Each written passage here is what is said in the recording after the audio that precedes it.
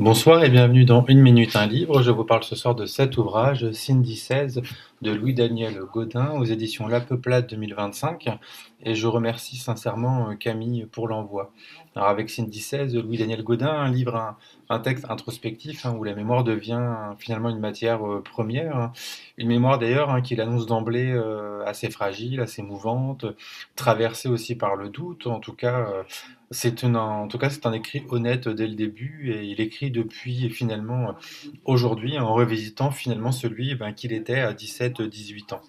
Alors le récit revient notamment sur sa relation débutée en ligne avec donc Marc Alain, un pseudonyme, un homme plus âgé et qui prétend avoir finalement 27 ans au début de la rencontre. Alors pour l'adolescent qui est Louis Daniel, cette rencontre finalement ouvre plusieurs portes.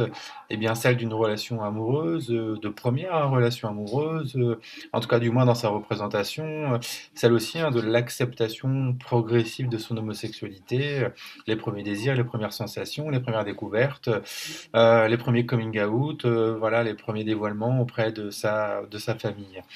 Mais hélas, derrière l'apparente histoire sentimentale se profile une réalité, hélas, bien plus troublante, voire bien plus glauque en fait. Au fil du récit, une vérité se dessine. Marc Alain entretient des échanges avec des adolescents, mais aussi des adolescentes bien plus jeunes, via un pseudonyme, Cindy 16, voilà, on retrouve bien le titre.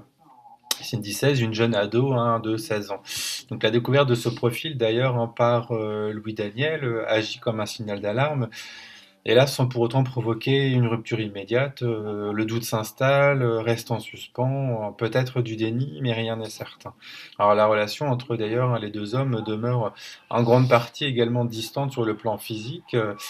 On apprend qu'il n'y a eu qu'une unique relation finalement au début, une relation physique, au début de la relation, puis finalement l'attente perpétuelle dans l'incompréhension et dans la frustration de Louis Daniel.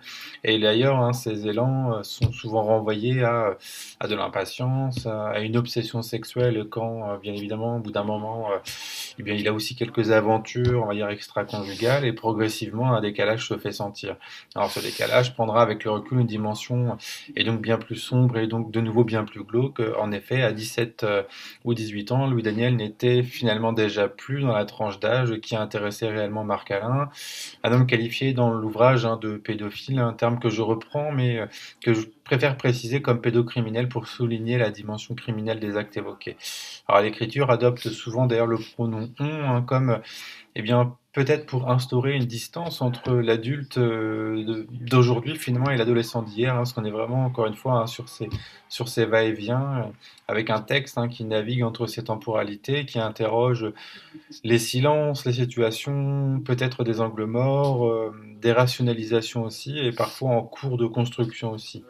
Alors quelques questions se posent, comment revisiter finalement cette histoire à la lumière de révélations ultérieures, parce que bien évidemment Louis Daniel va apprendre ensuite les révélations, en tout cas via notamment la presse, le web, etc. Comment penser l'attachement éprouvé pour un homme dont les actes apparaissent désormais sous un jour extrêmement problématique, violent, etc. Comment naviguer entre la honte et le réel, comment composer avec ces hontes à la fois rétrospectives et persistantes. Est-ce qu'il faut culpabiliser d'ailleurs du soi ado n'ayant pas pris conscience de la situation? Est-ce qu'il faut culpabiliser aussi du moi ado ayant accepté une relation de couple insatisfaisante, et quid de la notion de consentement aussi, lorsque cette asymétrie d'âge, la dissimulation, dès le départ d'ailleurs, et la manipulation viennent troubler finalement les repères. N'était-il pas vicié dès les prémices? Marc Alain, ayant mis fin à ses jours, le récit devient aussi un espace pour finalement adresser des pensées restées en suspens en quelque sorte. Alors Cindy 16, c'est un texte, on peut dire, de confrontation, une confrontation à la mémoire, à sa mémoire, aux mémoires aussi, à la lucidité tardive, mais pas que, à la difficulté d'accepter que certaines expériences, en quelque sorte fondatrices, reposaient sur un déséquilibre invisible à l'époque. Que faire de ces pensées, que faire de ces réalités, et voilà comment on se construit avec, en tout cas, ces révélations. À 17 ans, en tout cas, on pense entrer dans l'amour, on croit entrer dans l'amour, et parfois, on entre, hélas, dans toute autre chose. Alors, il ne s'agit pas d'avoir une vision pessimiste, disons, de généraliser un petit peu toute la situation, mais on a quand même un écrit, en tout cas, qui finalement reflète eh bien, quelques situations aussi actuelles, hein, par l'intermédiaire notamment de certaines applications. Voilà, et en tout cas avec une vigilance bien évidemment requise. Je vous invite vraiment à découvrir cet ouvrage. Je vous souhaite une bonne lecture, une bonne découverte et à bientôt.